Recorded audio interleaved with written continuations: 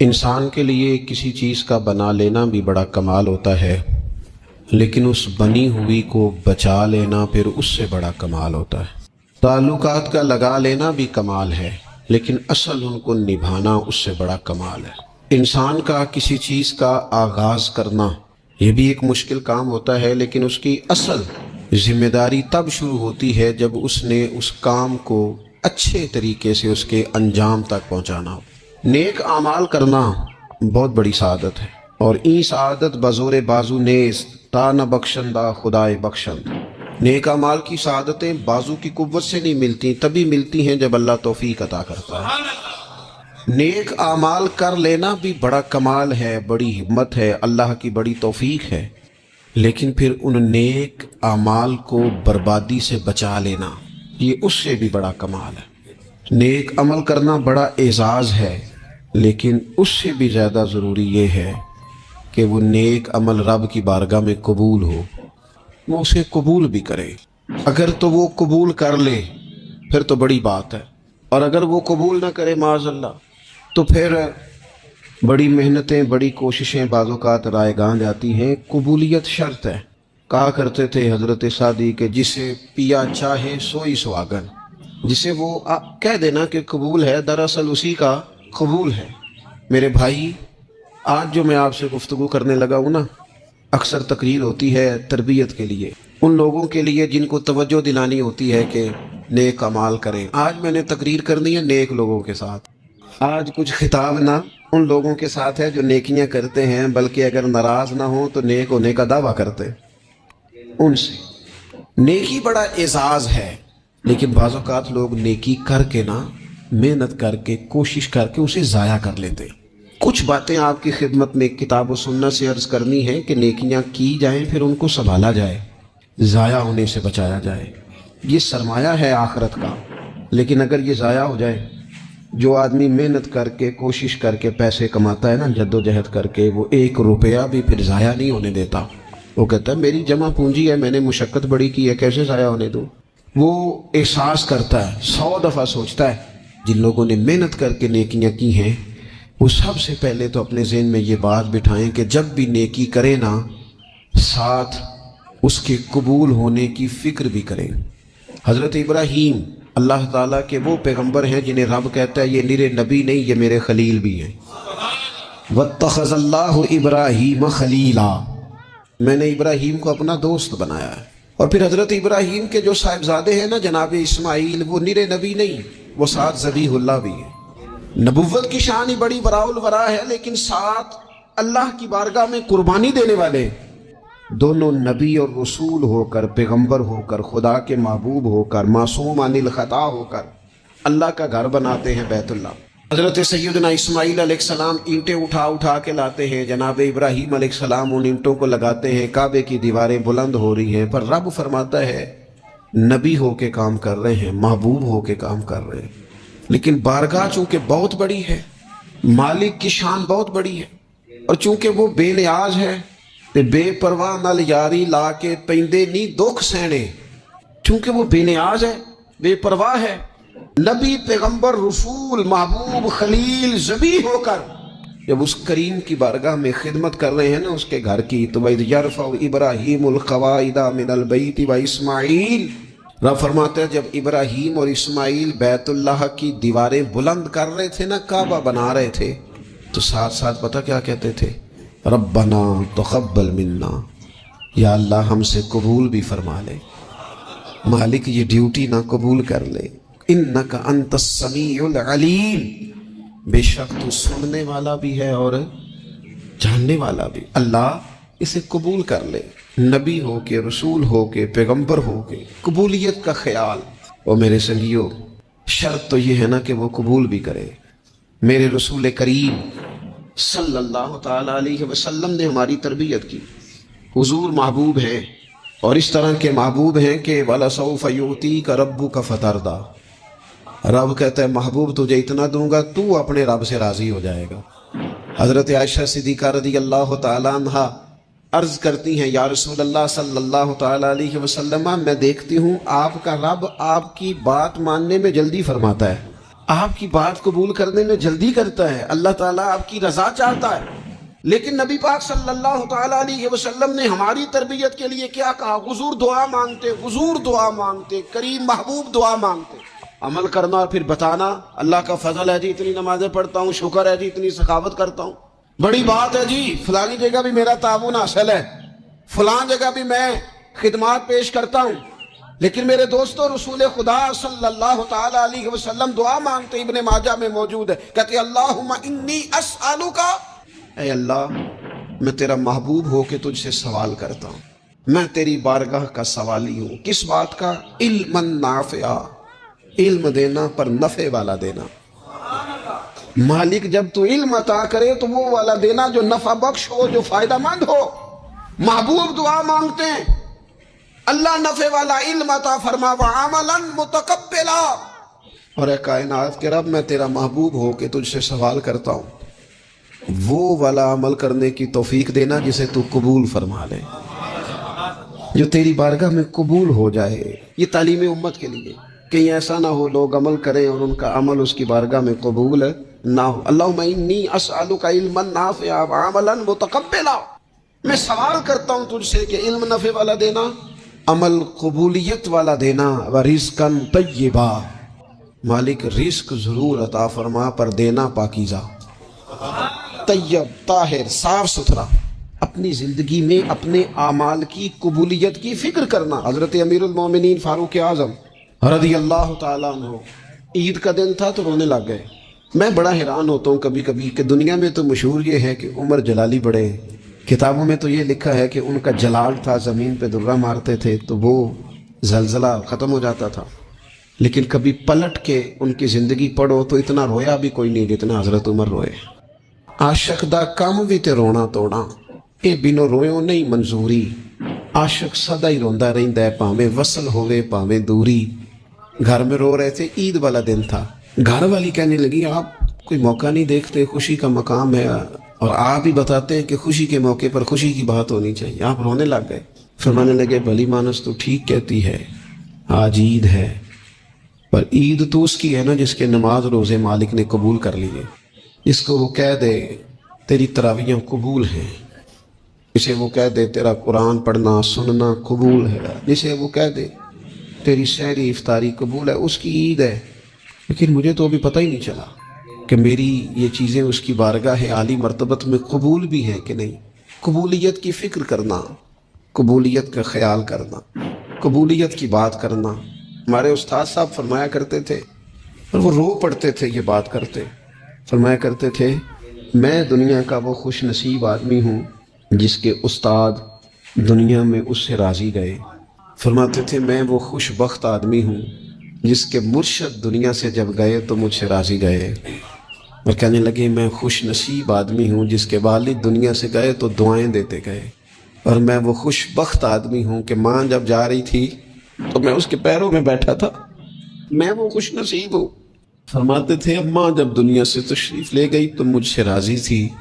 فرماتے ہیں مجھے لگتا ہے، مجھے کرم پر امید ہے کہ رب رسول بھی مجھ سے راضی ہو جائیں گے، مجھے لگتا ہے۔ یہ جو قبولیت ہے نا، قبولیت کہ وہ قبول کر لے، وہ قبول کر لے تو پھر تو بڑی بات ہے۔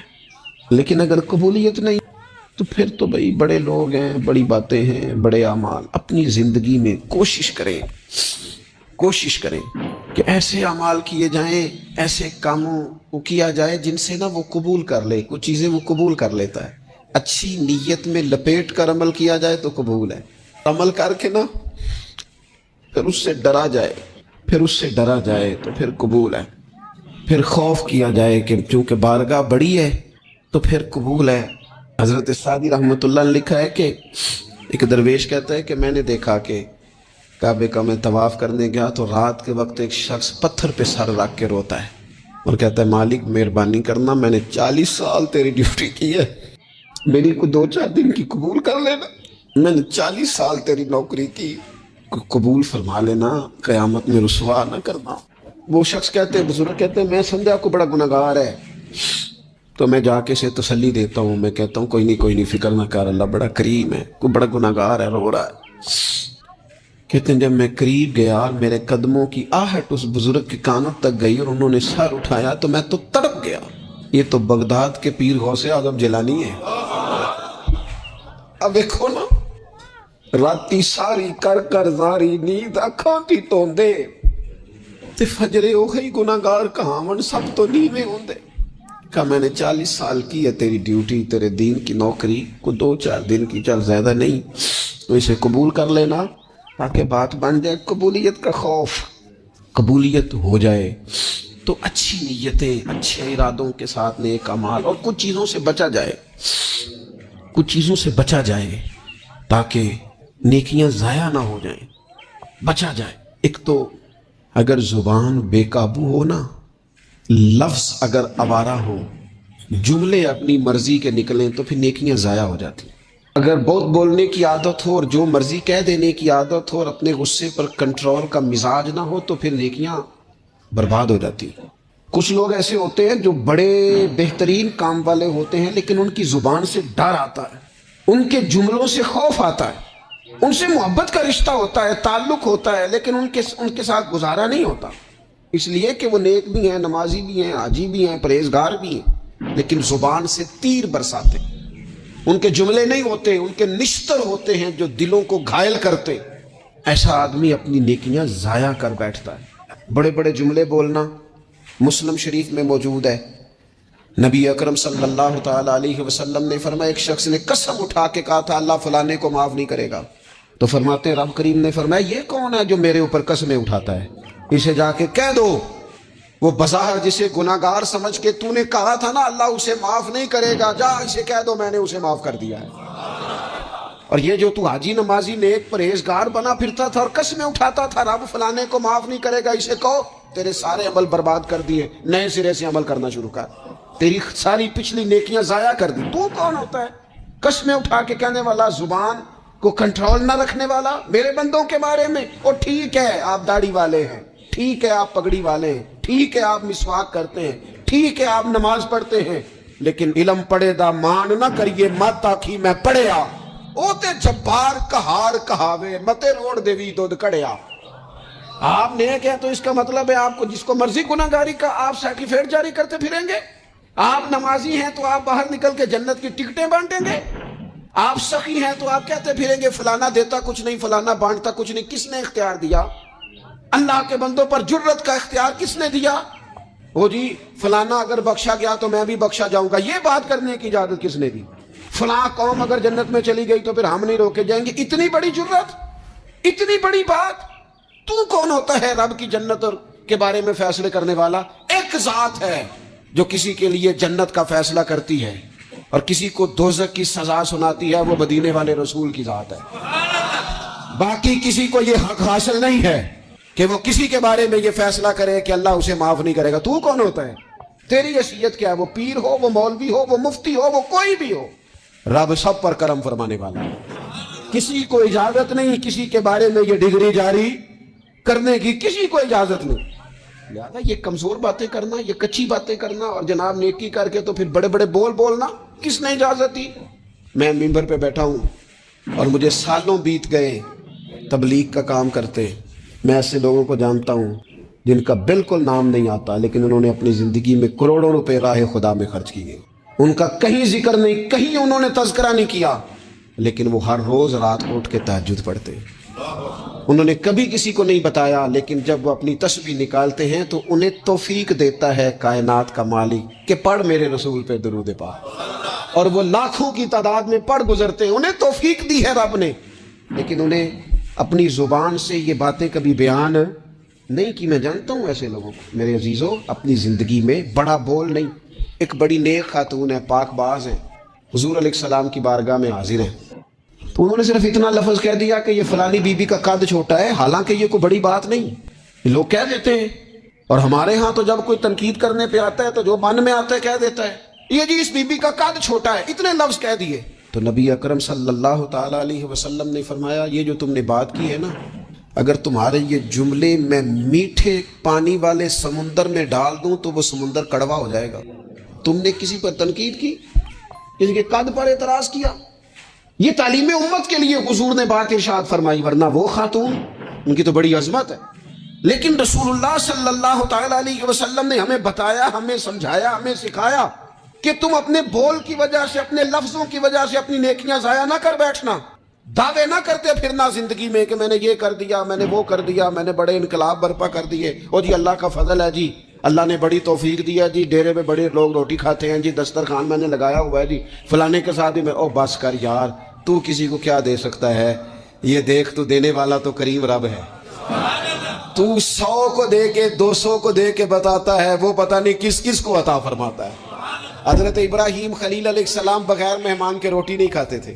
ایک دن مہمان آیا، یہ نبیوں کی شان ہے، پیغمبروں کی شان ہے. ایک دن مہمان آیا تو فرمانے لگے بسم اللہ پڑھ. وہ کسی اور نظریے کا تھا، نہ پڑھ سکا. فرمانے لگے جا کہیں اور روٹی کھا لے. اگر نہیں پڑھتا تو اٹھ کے چلا گیا. تو رب کریم نے فرمایا خلیل کتنی عمر ہو گئی اس بندے کی؟ مالک بوڑھا ہو گیا ہے. فرمایا اس نے کبھی میرا نام نہیں لیا، میں نے تو ٹکر کبھی بند نہیں کیا. میں نے تو نہیں کبھی بند کیا، میں تو دیتا ہوں، عطا کرتا ہوں. یہاں لوگ کہتے ہیں جا تیری تنخواہ کاٹی گئی، یہاں لوگ کہتے ہیں جا تیرے اتنے دن کے فلاں معاملات ختم ہو گئے، جا نکل ادھر سے، میں دیکھتا ہوں کون تجھے روٹی پہ رکھتا ہوں. بس کر، واللہ خیر الرازقین، رزق دینے والا اور بہتر دینے والا میرا رب کریم ہے. اس لیے بڑے جملے نہیں. میرے نبی اکرم صلی اللہ تعالی علیہ وسلم نے فرمایا بے شک بڑے بول اور بری عادتیں تمہارے نیک اعمال کو اس طرح بگاڑ دیتی ہیں جس طرح سرکہ شہد کو بگاڑ دیتا ہے. لہذا میرے دوستو، عمل کرنا ہے پھر اسے چھپانا ہے، کیونکہ جس چیز کو بندہ چھپاتا ہے نا اسے قیمتی سمجھتا ہے. میرا دل کرتا ہے میں یہ بات روز کروں، مجھے پیاری بڑی لگتی ہے، روز کروں یہ بات. پاک رسول کی پاک اولاد، عزت والے نبی کا عزت والا گھرانہ، امام زین العابدین، اتنے اتنے موٹے موٹے پشت پر نشان تھے، موٹے موٹے. غسل دیا جا رہا تھا تو ساری کمر موٹے موٹے داغ. آج کل پیر کا چہرہ بھی نورانی ہونا بڑا ضروری ہے نا، نورانی ہونا. اور حضرت بلال بھی بڑے پیر ہیں، اگرچہ حبشی نسل ہیں پر بڑے پیر ہیں.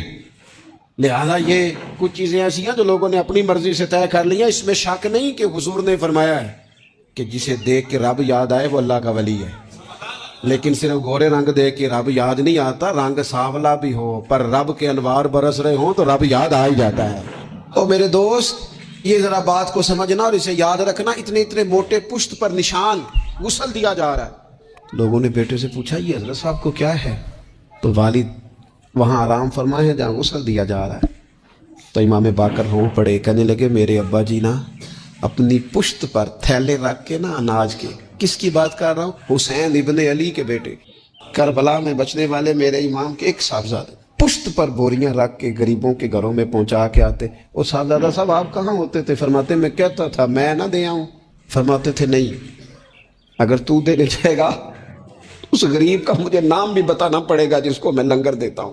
یہ میرا اور میرے رب کا راز ہے. میں اس ماڑے بندے کو رسوا کر دوں جس کی صرف بیٹیاں بیٹیاں، اسے رسوا کر دوں جو بیچارہ. فرمایا وہ مجھے بتاتے نہیں تھے. بڑھاپے تک پشت پر بوجھ رکھ کے انہوں نے نبی پاک کی امت کے گھروں تک پہنچایا ہے. میرے اسا فرمایا کرتے تھے کسی کی بیٹی کی شادی کرانی ہے پھر خود نہیں شادی پہ جانا. حضور کیوں؟ فرمانے لگے بچی کا باپ تو موسم کے پیچھے بھاگتا رہے گا، خود نہ جانا، بس ٹھیک ہے پیچھے پیچھے رہنا، سامنے نہ آنا، پیچھے. میرے دوست کبھی بھی کوئی بڑا بول نہیں، اس سے نیکیاں. اور پھر ایک اور بات، دل اگر صاف نہ ہو تو بھی مالک نیکیاں قبول نہیں کرتا. پاک ہوئے تے پاک ہی ملدا ہی تے بنا پاکوں پاک نہیں ملدا. اے سارے وجود دے دھون دے نالوں اکو تولا ٹکڑا دل دا. یہ جو پاکیزگی ہے نا دل کی، یہ نہ ہو تب بھی نیک اعمال اس کی بارگاہ میں قبول نہیں ہوتے. نیک اعمال کی قبولیت کے لیے دل کا صاف ہونا، کشادہ ہونا، کھلا ہونا یہ بھی ضروری ہے. دل میں بوجھ ہو، عداوت ہو، حسد ہو، لوگوں کے لیے کینہ بھرا ہوا ہو اور اعمال قبول ہو جائیں نہ. اس کریم کے کچھ فیصلے ہیں، وہ اعمال کی قبولیت کے آداب بتاتا ہے. وہ کہتے ہیں میری مرضی سے کرو گے تو میں قبول کروں گا. حدیث پاک آپ کو صحیح مسلم میں ملے گی. نبی پاک صلی اللہ تعالی علیہ وسلم فرماتے سوموار اور جمعرات والے دن لوگوں کے اعمال اللہ کی بارگاہ میں پیش کیے جاتے. دو مسلمانوں کے دو بھائیوں کے اعمال رب کی بارگاہ میں پیش کیے جاتے ہیں، اعمال ہیں، نیک اعمال ہے، نیکی ہے، نماز ہے، روزہ ہے، حج ہے، زکوٰۃ ہے، صدقات ہے، وہ نیک اعمال اللہ کی بارگاہ میں جمعرات اور پیر کو پیش کیے جاتے ہیں۔ رب کریم فرماتے ٹھہر جو ذرا ان کے اعمال کو روک دو۔ یا اللہ کیوں؟ فرمائے اس لیے کہ ان کے آپس میں نا دلوں میں نفرت ہے، گھٹن ہے، عداوت ہے، ان کو ذرا مہلت دو، یہ پہلے صلح کر لیں پھر ان کے اعمال بھی قبول کر لیں گے۔ کہ نہ عداوتیں پالی ہوئی ہیں، اپنے دلوں کے اندر گھٹن پیدا کی ہوئی، اختلاف کہاں نہیں ہوتا، لیکن نفرتیں پیدا کر لینا۔ کیا جرم کیا ہے بھائی نے؟ کون سا کفر کر بیٹھے ہیں رشتہ دار؟ کون سی ایسی بات نکل گئی ہے جو زندگی کے ناطے توڑ کے بیٹھ گئے ہم؟ رب کہتا ہے نہیں قبول ہو گیا ابھی اس کے اعمال، روک دو جب تک یہ آپس میں صلح نہ کر لے۔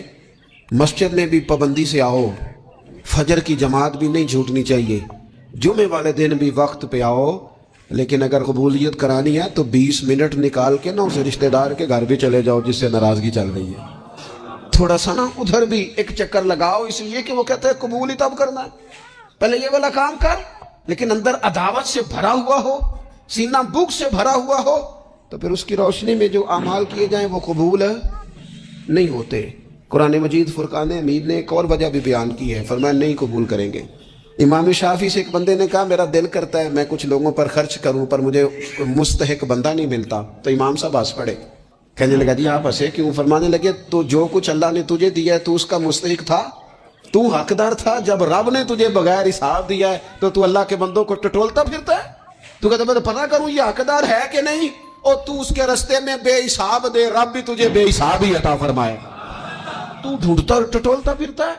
قرآن مجید نے کہا بڑے بڑے صدقے دینے والوں، خیرات کرنے والوں، اللہ کے رستے میں خرچ کرنے والوں، ایک بات کا خیال رکھنا، تم نے دیا بندے کو ہے پر دیا ہے اللہ کی راہ میں، اللہ کی رضا کے لیے۔ یا ایھا الذین آمنوا لا تبطلوا صدقاتکم بالمن والاذی، اے ایمان والو اپنے صدقے ضائع نہ کر لینا، اور یہ قرآن مجید کے لفظ ہیں، کس طرح؟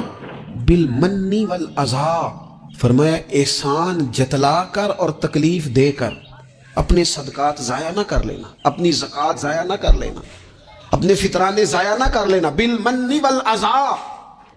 یہ جو دو جملے ہیں قرآن مجید کے، یہ اس عنوان پر حرف آخر ہیں، جب بندہ کسی کو احسان جتلا دیتا ہے تو تکلیف خود بخود ہو جاتی ہے۔ بالمن والاذی، تم نہ احسان جتلا کر والاذی اور تکلیف دے کر اپنے صدقات کو ضائع نہ کر لینا، احسان نہ جتلانا۔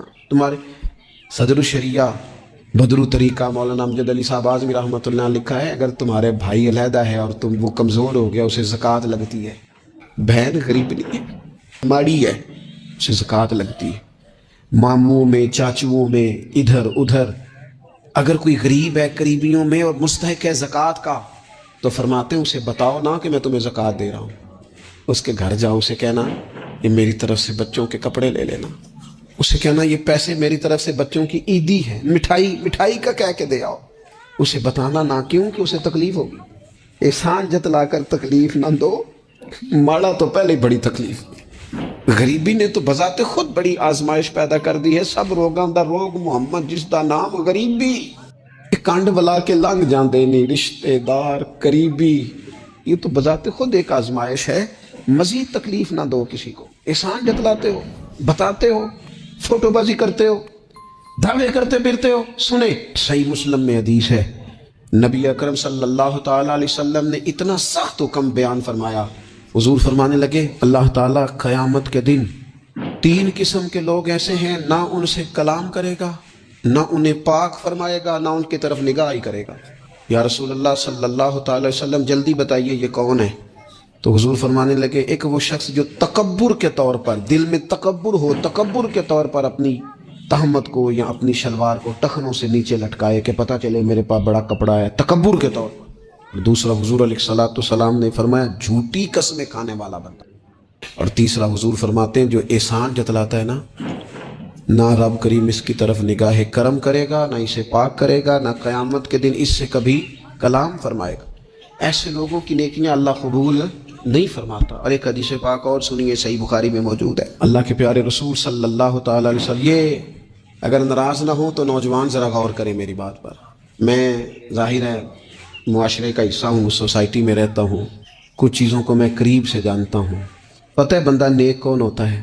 جس کی تنہائی نیک ہوتی ہے، جو اکیلے میں نیک ہوتا ہے، تنہائی جس کی پاک صاف ہوتی ہے، اصل میں وہ بندہ نیک ہوتا ہے۔ ہمارے ہاں نا بالخصوص نوجوان نسل سے کہوں گا، تمہارے پاس سہولت آئی ہے موبائل کی، تمہارے پاس سہولت آئی ہے انٹرنیٹ کی، لیکن دیکھنا اس کی وجہ سے کہیں تمہاری تنہائی ناپاک نہ ہو جائے۔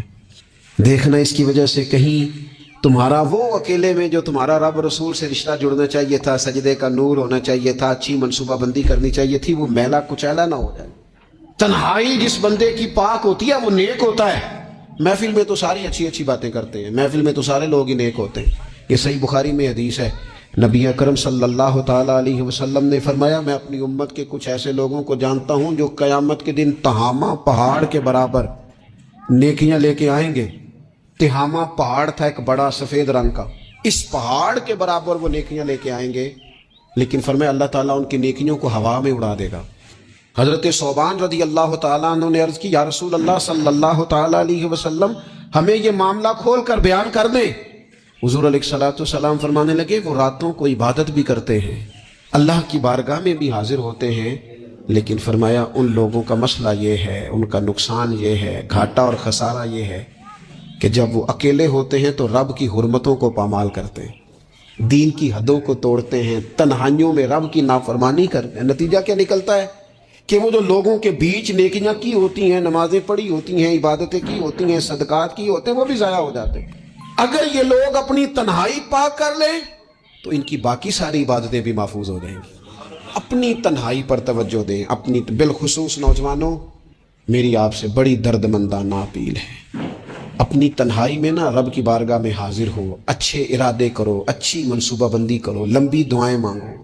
اکیلے جب ہو تو پھر نہ وضو کر کے رسول پاک کی بارگاہ میں درود و سلام پڑھو، دلوں کو قوت ملے گی، حافظے مضبوط ہوں گے، تمہارے چہروں پر روشنی آئے گی۔ حضور علیہ السلام نے فرمایا شراب جو ہے نا یہ ناپاکی کی جڑ ہے، فرمایا جس نے شراب کو پیا 40 دن تک اللہ اس کی عبادت قبول نہیں فرمائے گا۔ اور حضور علیہ السلام فرماتے ہیں اگر کوئی اس حال میں مرا کہ اس کے پیٹ میں شراب تھی تو وہ جاہلیت کی موت مرا ہے۔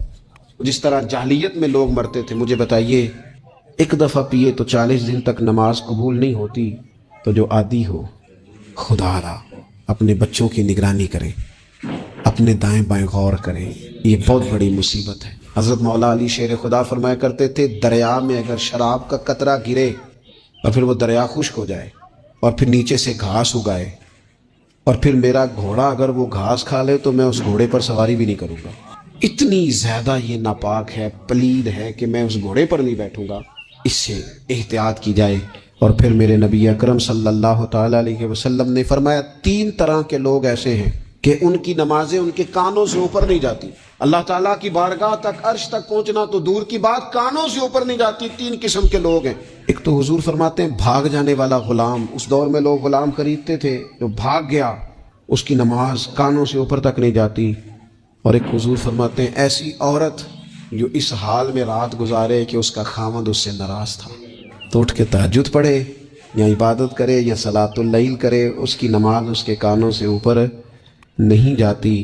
اور حضور علیہ السلام فرماتے ہیں ایسا امام کہ جو زبردستی امامت کرائے اور لوگ ان کی امامت کو پسند نہ کریں، ایسے شخص کی نماز بھی اس کے کانوں سے اوپر نہیں جاتی۔ اپنے اعمال صالحہ کو سنبھالیں، کوشش کریں ایسا کوئی کام نہ ہو جس سے ہمارے اعمال مقبولیت سے باہر نکلیں۔ اللہ تعالیٰ میری اور آپ کی حاضری کو۔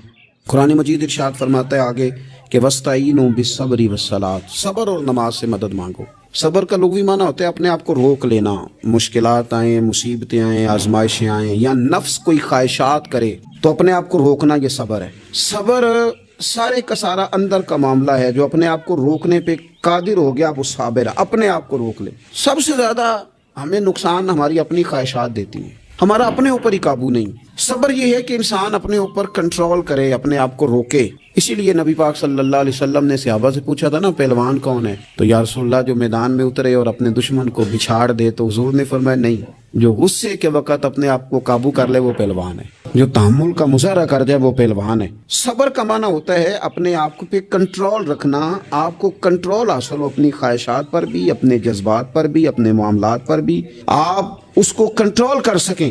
یہی تصوف ہے، یہی طریقت ہے، یہی صوفیاء سبق دیتے ہیں۔ تو فرمایا وَاسْتَعِینُوا بِالصَّبْرِ وَالصَّلَاةِ، صبر اور نماز سے مدد چاہو۔ ایک صبر کرو، دوسرا بندگی کرو، مصلی پہ بیٹھ جاؤ۔ جو تمہاری مدد تمہاری عبادت کرے گی نا، جو مصلی تمہاری مدد کرے گا وہ کوئی اور نہیں کر سکتا۔ مصلی پہ بیٹھو، نماز سے مدد چاہو۔ نبی پاک صلی اللہ علیہ وسلم کا طریقہ کیا ہے کہ اگر آندھی آئی ہے تو حضور نے نماز کی نیت باندھ لی، بارش نہیں ہوتی تو نماز کی نیت باندھ لی، اگر سورج چاند گرہن ہو گیا تو حضور نے نماز کی نیت باندھ لی، حتیٰ کہ کافر ساری رات صفیں سیدھی کراتے رہتے تھے اور رسول پاک ساری رات مصلی بچھا کے نفل ادا فرماتے رہتے۔ نماز سے مدد چاہیں۔ ارشاد فرمایا کہ وَإِنَّهَا لَكَبِيرَةٌ إِلَّا عَلَى الْخَاشِعِينَ، صبر اور نماز سے مدد مانگو، بے شک یہ دونوں چیزیں بھاری ہیں، کام دونوں مشکل ہے، لیکن ڈرنے والوں پر مشکل نہیں۔ جو رب سے ڈرتے ہیں ان کے لیے مشکل ہے۔ اب مجھے اجازت ہونی چاہیے نا، یہ کہہ لینا چاہیے نا کہ کوئی شخص کہے میرا نماز میں دن نہیں لگتا تو میں اسے کہوں کہ تو رب سے ڈرتا ہی نہیں، اصل میں تو ڈرتا ہی نہیں۔ اگر تو ڈرے تو لفظ ہی نہ ادا کرے، اللہ نے بلایا اور تو آیا ہی نہیں۔ فرمایا یہ وزن ضرور ہے ان دو چیزوں کا، لیکن ڈرنے والوں پر، یہ ڈرنے والے کون ہیں؟ فرمایا الذین یظنون انہم ملاقو ربہم وانہم الیہ راجعون، جو اس بات کا یقین رکھتے ہیں کہ ہم نے اپنے رب سے ملاقات کرنی اور ہمیں اسی کی طرف لوٹ کر جانا ہے۔ جس بندے کو یقین ہونا میں نے رب سے ملنا ہے، میں نے اس سے ملنا ہے، اسی کی طرف جانا ہے، اس کے لیے نہ نماز مشکل ہے نہ صبر مشکل ہے، اس کے لیے دونوں چیزیں آسان ہو جاتی ہیں۔ شرط یہ ہے کہ شوق ہو تیرے اندر رب سے ملاقات کا، تجھے شوق ہو۔ میرے نبی پاک صلی اللہ علیہ وسلم نے فرمایا لوگوں جو رب سے ملنے کا شوق رکھتا ہے نا، اللہ بھی اس سے ملنا پسند کرتا ہے، اور جس کے دل میں شوق ہی نہیں رب سے ملنے کا، تو جو اللہ کی ملاقات پہ یقین رکھتا ہے نا وہ پھر نماز اور صبر کا عادی ہو جاتا ہے۔ تو ان تین چار چیزوں پر خوب توجہ کریں، خوب توجہ کریں۔ صبر اور نماز خاص چیز ہے۔ حضرت غوث اعظم رضی اللہ تعالیٰ عنہ فرماتے ہیں اگر آزمائشیں نہ ہوتی تو سارے لوگ ہی عابد زاہد ہوتے۔ یہ تو آزمائش آتی ہے، صبر کرنا پڑتا ہے، تو پھر پتہ چلتا ہے کہ عابد زاہد کون ہے۔ آزمائشیں نہ ہوتی تو سارے ہی عابد زاہد ہوتے۔